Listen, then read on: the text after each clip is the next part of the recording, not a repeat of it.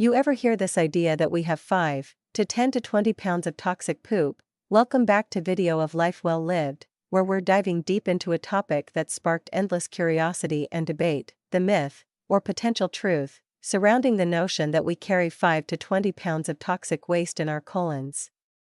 It's a subject that's as intriguing as it is controversial, and today, we're here to dissect it, layer by layer, to uncover the reality behind this claim. Embarking on a personal journey through the world of cleanses, I've navigated the waters of every detox imaginable, from colonics to colmos, a unique blend of enema and colonic therapy pioneered by the renowned Bernard Jensen.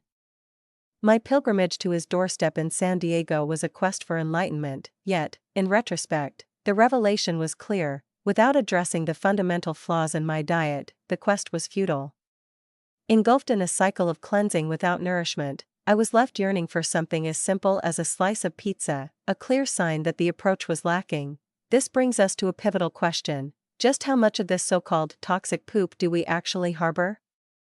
While there are outliers, the average individual, regularly relieving themselves, is unlikely to suffer from such burdensome accumulation.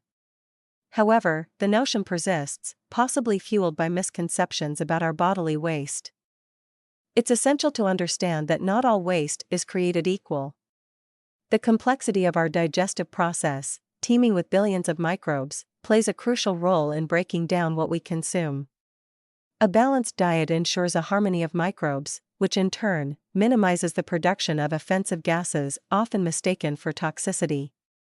The real issue arises when this microbial balance is disrupted, whether through poor diet or overly aggressive cleansing routines that strip away the beneficial bacteria vital for our digestive health. Our journey through digestion is a marvel of nature, with each component of our digestive system playing a specific role in breaking down food, absorbing nutrients, and ultimately, producing waste that is far from being merely toxic.